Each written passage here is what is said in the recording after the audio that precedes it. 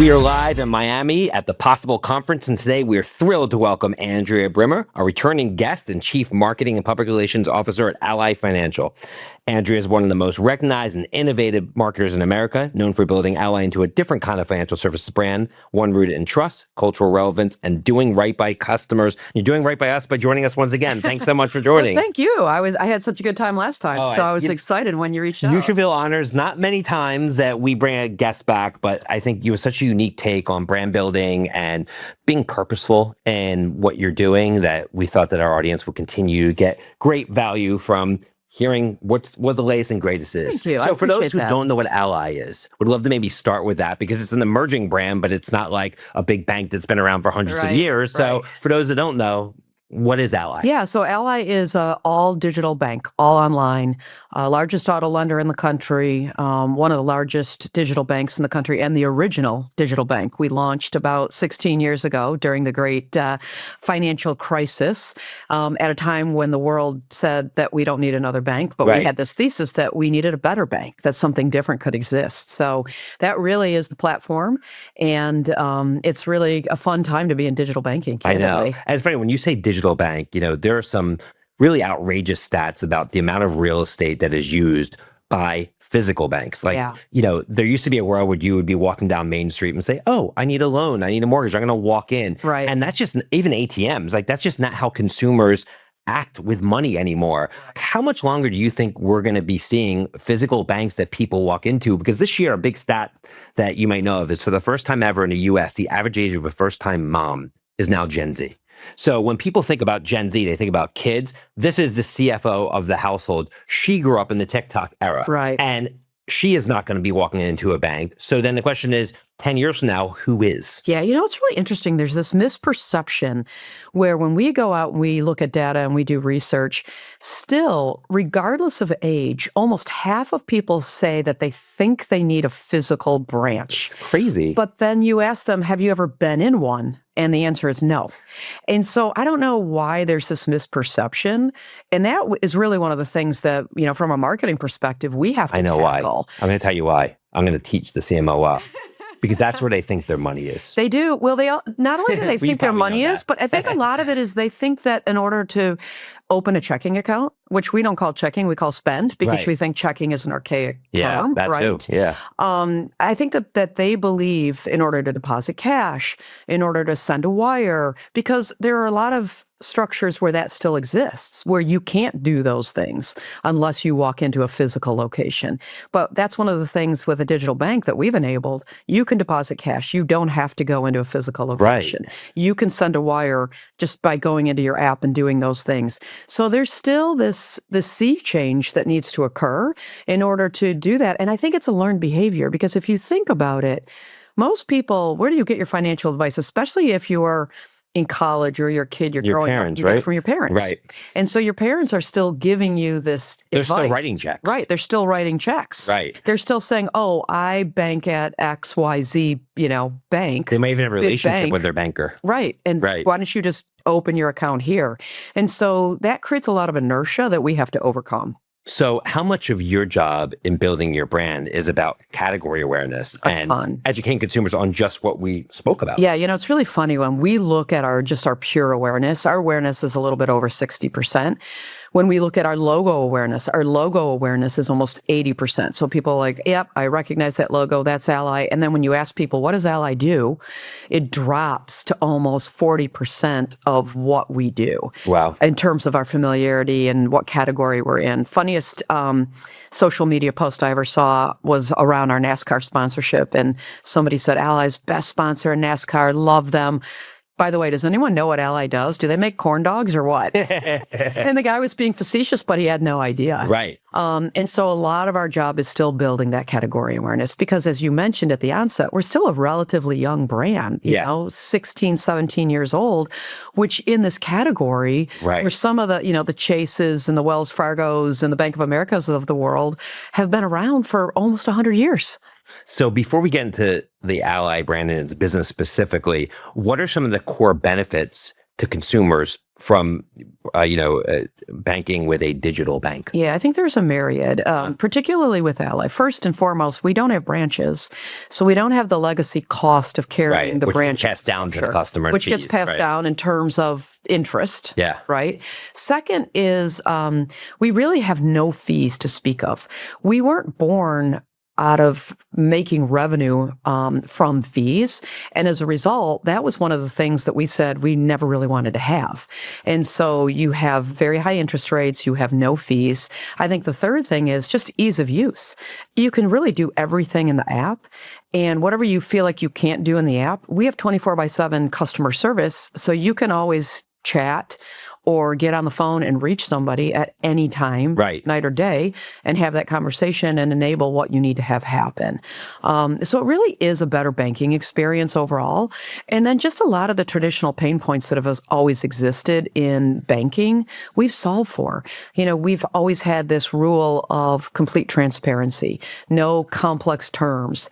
So we speak in human language. Yeah. And those things that just don't exist, and there's really no friction in our experience. There's a lot of friction in having to go into a branch and a lot of the traditional structures that exist in kind of the big banking today that just don't exist with Ally. Right. And it's interesting you brought up the app first, because to a lot of younger consumers who maybe never visit the bank, the app is the bank. It is. Right. Our And front. so in that regard, what is the new banker, if you will? It doesn't mean they have to be necessarily young. They could just be people who are more progressive in terms of thinking about what their needs are. What are they looking for? What's most important to them? Maybe some things that are important to them now that wasn't really the case 10 years ago. Yeah, I would say, first of all, we live in a completely digital world. Yeah. And one of the things I talk about a lot with my team and my business partners is during the course of the day, nobody's comparing Ally's digital convenience to another bank's.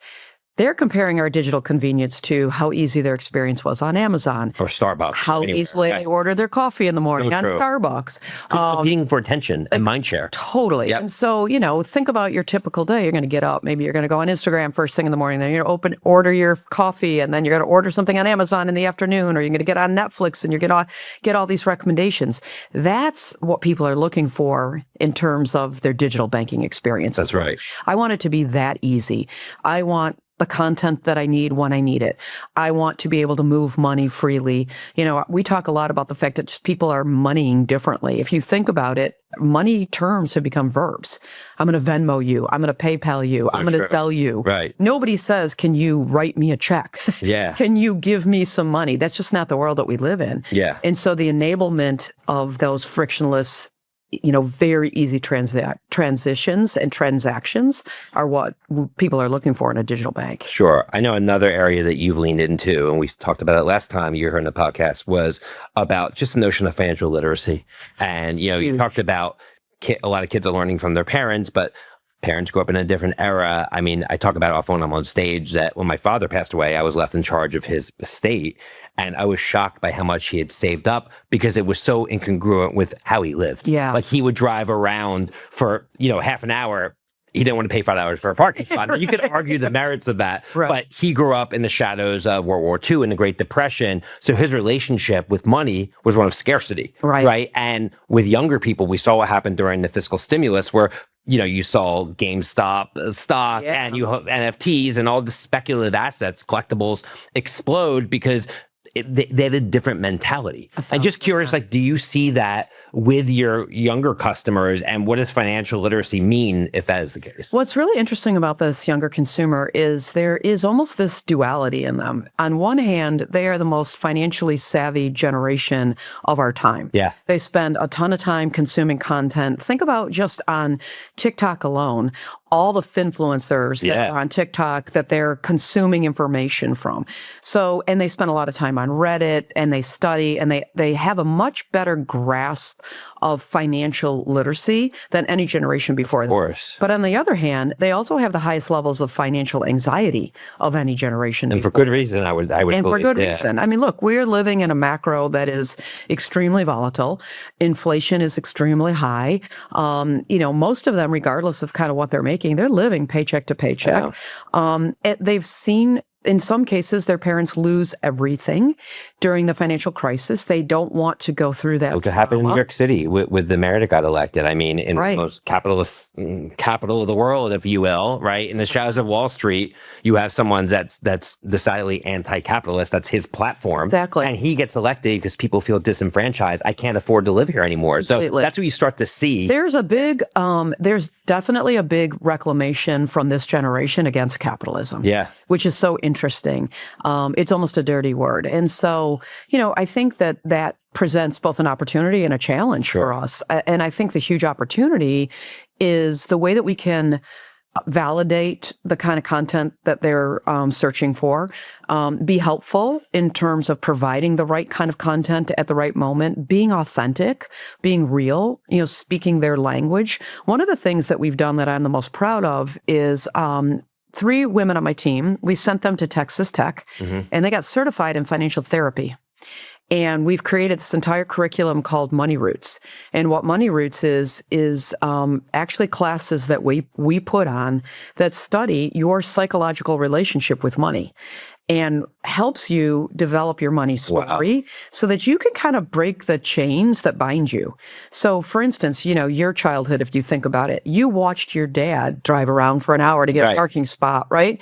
And so how did that affect you? How did that my affect decisions? you? Yeah. Exactly. Some people might revolt and go the other way and just spend everything because they felt like they were bottled up. And it's extremely emotional. Yeah. We hold these sessions all the time. Well, financial difficulty is the number one reason that marriages break up. It's the second biggest reason for divorce is financial infidelity. Right. Because people don't have those money conversations. Yeah. It's an uncomfortable conversation to have. We find in our research so many people that get married and they're like, wow, I didn't know my partner has $80,000 in student loans. I didn't know my partner has a 580 credit score. I didn't know my partner had this much debt. We never talked about it. Yeah. Or even how much more, one another is making. It's just uncomfortable conversations. So a lot of what we try and do is force those financial conversations through Money Roots. And it's really differentiating and fascinating. Yeah. I mean, I think if you look at also how younger people are growing up today, looking at everyone else's highlight reels, and obviously only 0.1% of the people are creating 99.9% of the content on social media, right? But it's what people see. Right. So if you see people with fancy houses and cars and going on fancy vacations, you feel bad about yourself. Right. And maybe it forces you, instead of being patient and to save up money, try to say, you know what, as soon as I get a little bit of money, I'm going to spend it and I'm going to post too and show. And I think that's something that I didn't have to deal with growing up. Right. I didn't see what anyone else had. Right. And I think that's a whole nother layer of difficulty that younger people have to face in building a financial future. Yeah, the inauthenticity that exists in social and what the mirror that they have to hold up to themselves is really, really difficult. Yeah. But interestingly, in some ways they're regaling against that as well. And we see, really just different structures that this younger generation cares about. Some, not as focused on these materialistic things, really rejecting those constructs. Right. And delaying a lot of the things that were the constructs that we grew up with, like graduate from college, get married, get the house, have the White 2 kids, 2-car garage. Right. Where now what was known as the American dream. Right. They're delaying those things. Yeah. Really to lean into more of experiences. I want to travel. I want to delay marriage. I don't even know if I want to get married. I don't even know if I want to have kids. I even hear my own kids talk a lot about the fact that I want to have X amount of savings before I even consider having kids, because I don't want to bring kids into this world and be living, paycheck to paycheck. So it's just really interesting to see the seed shift that is occurring. And again, in a very complex and dynamic generation that Gen Z is. So given this dynamic consumer landscape, how do all these insights impact the way that you're building your branded ally? And what are some of the areas and initiatives you're leaning into as a result? Yeah, with a name like Ally, we've always wanted it to be something literally as well as figuratively. Right. And we really believe we have this unique opportunity, and always have, to show up as a financial ally for our customers. Yes. And so we're actually getting ready to launch a whole new campaign in May, and it's all built around this idea of where life and money collide today, how they come together. And these insights that really, I think, will appeal to this younger generation around, you don't have to have the constructs that your parents did. It's okay to delay some of those financial decisions. Sure. It's okay to lean into those experiences. And I think what we see, especially in a lot of bank advertising, is there's a lot of preaching that happens. Don't get that latte.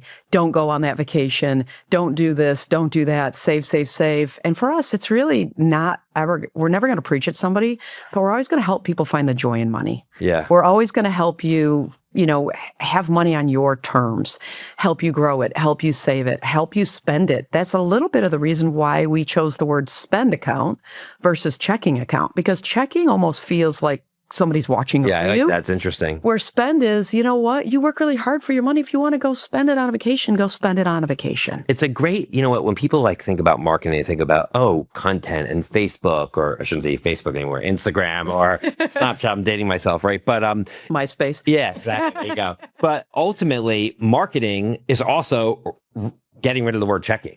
That's marketing in a way that people don't really see, but when they look at it, like, oh, that's different. Right. And that alone could be just as impactful. That one word change as a major campaign. That's been so much of what we've tried to do at Ally. I always call us the original disruptor. We disrupted the category. We launched something in the middle of the worst financial crisis since the Great Depression. We solved for customer pain points. And candidly, we made the entire financial services category move towards us. And it's Are they moving towards you? They're trying. I mean, if you look at the prevalence of what's happening in terms of digital banking, and even how much I would say the big banks have leaned in to trying to get to better customer service, different kinds of experiences. There definitely has been this move towards. Not easy for them though, right? They're legacy institutions that can't pivot fast. Right. They're fee-based. Yeah. They've got all these branch systems, so it's very difficult. Like, we've got this incredible advantage that almost can't be disintermediated, which is a good thing. Yeah, speed is a moat. Speed, totally. And just perception and authenticity of that perception and all the things that come along with it.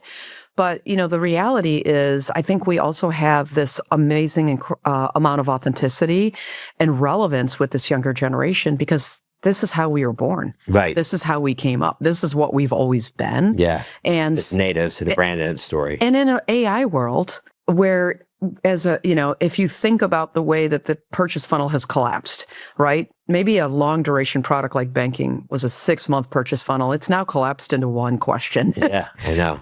What's the best online bank?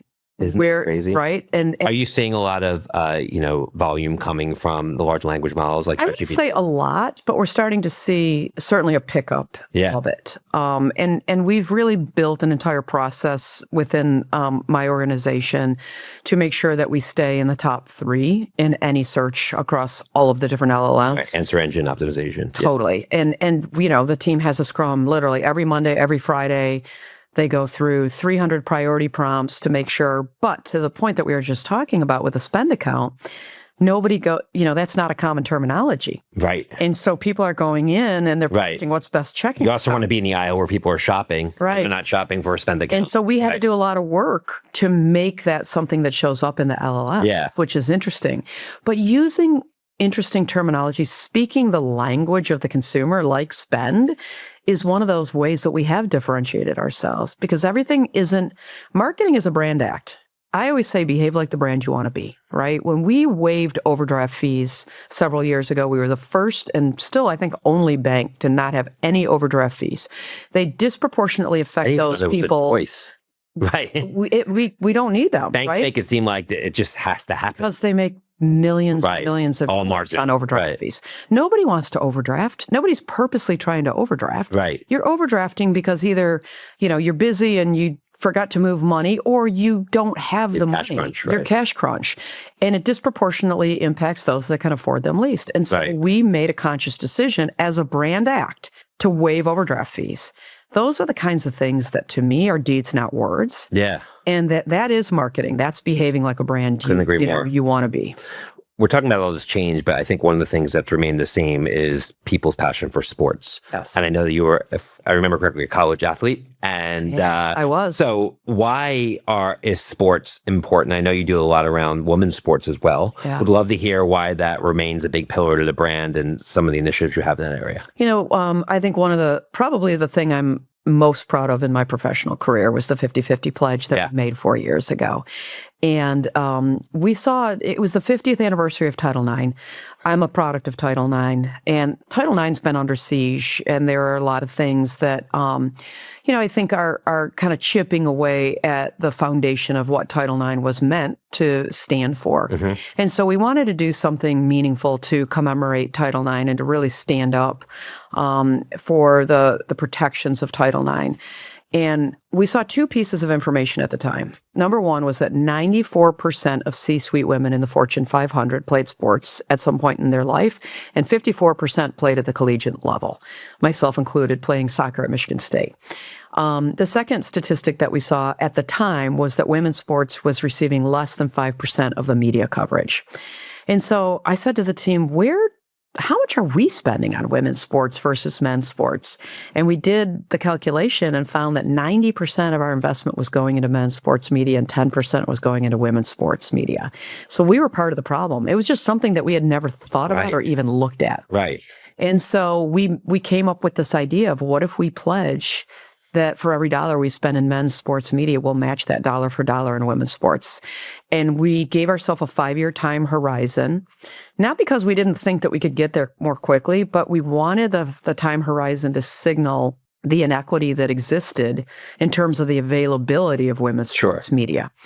And so it was a really hard challenge because every year it reset at zero, right? Every year we had to start clawing, buying media, finding media, making media deals, working with big companies to make things happen.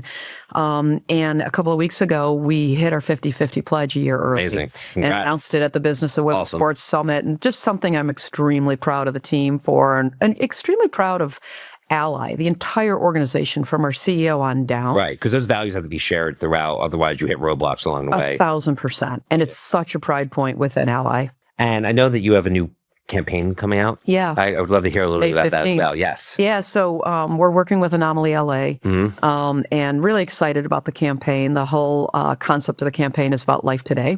That's actually what we call the campaign. And it really leans into this idea of how do you find the joy in money? Where do life and money collide?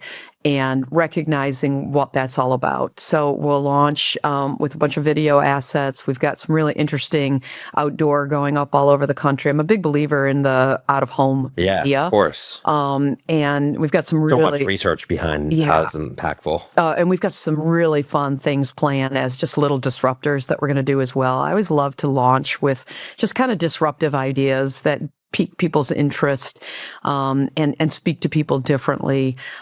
So it's really going to appeal to this Gen Z. We're really moving our business more towards everyday banking and away from just being primarily a savings institution and really moving towards the spend account and this notion of everyday banking. We've got a lot of new product features, cash deposits now where you can walk into a Walmart and make cash deposits. Very cool.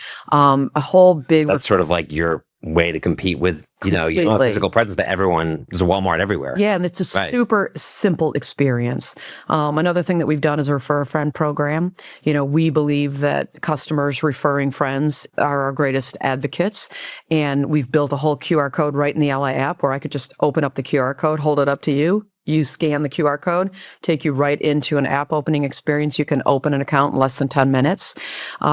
An entire new loyalty platform that we're launching. First time we've ever had loyalty rewards, which I'm really excited about. The team just absolutely killed it and built this amazing loyalty platform with some really great partners. Calm, where you can get discounts on the Calm app, Trust and Will for life insurance and Will, Instacart for discounts in Instacart, all of our sports properties, giving you early access, seat upgrades, unique experiences, and more to come. So just really a very holistic campaign. Lots of exciting stuff. And it must be the pie chart of your day. What is the pie chart of your day?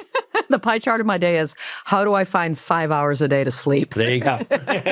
Well, sleep's important, as you know, so make sure you get that. Well, it's really interesting. And I think the thing that I love about my job is, especially being at a digital bank, I don't have responsibility for just marketing. I've got marketing, I've got and I've got product innovation. And so we have an off-property innovation lab where we do rapid kind of empathetic learning to find those pain points that exist in financial services and then do rapid prototyping to bring new products and features to life. So one of the things that we created through the lab was our savings buckets. And if you think about it, when you're saving for something, oftentimes what people do is they have to open multiple savings accounts because you want to make sure, if I'm saving for this big vacation, I don't want that money mixed with my everyday money. Right. And so people will open multiple accounts. With Ally now, with our savings buckets, you can open one account and then you can create buckets. So you can name my wedding bucket, my vacation bucket. It humanizes it. Yeah, my savings bucket. No one knows what account 13715 means. Exactly. Right. You can name them. And we look at the data around how people name them. We help track their progress. Smart. I love that. We surprise and delight them. So, we've got a budget for surprise and delight. And if you're $500 away from hitting, let's say, your new home down payment bucket, we'll drop $500 in your bucket and congratulate you for being smart about the way that you save. So, that all comes out of the product innovation studio. So it's a really nice way to bring all of that together under, really the person that should be maniacally focused on the consumer, which is really what we should be doing in marketing. 100. I'm glad you said that because I think there's a lot of discussion at conferences like this in terms of what is the changing role of the CMO and of the marketer today. And if you look back over the last 20 years, the most successful products didn't necessarily grow because they had the best ads, because they had the best product. And a lot of the best products grow because the marketing is built into the product. 1,000. Right? And that you understand who your customer is, and every touch point shows them that. And then they love it, and more people talk about it, and then advertising becomes a lot easier. Yeah. Right? And then you don't have to be as, demand-driven, bottom funnel-driven in your advertising. You can do cool and interesting things like you're doing with your new campaign because you have momentum, because you have a great product. Absolutely. Marketing's got to create demand and it's got to capture demand. Right. And that's, the demand creation comes through not just marketing, but it comes through the product experience. It comes through product innovation. I'm fortunate. I have a great business partner on the consumer bank side, as well as on the auto side of our business that really believe in the fact that, this is a team sport. We've got to play together to make these things happen and work. We're really good about prioritization around investment capacity together, highest and best use of what's really going to move the needle. And then that's the way that it should be. Yeah, for sure. So as we kind of wrap up here, would love to hear, you mentioned AI earlier, and obviously it's forcing every marketer, really every business person to rethink what their role is and what they're capable of.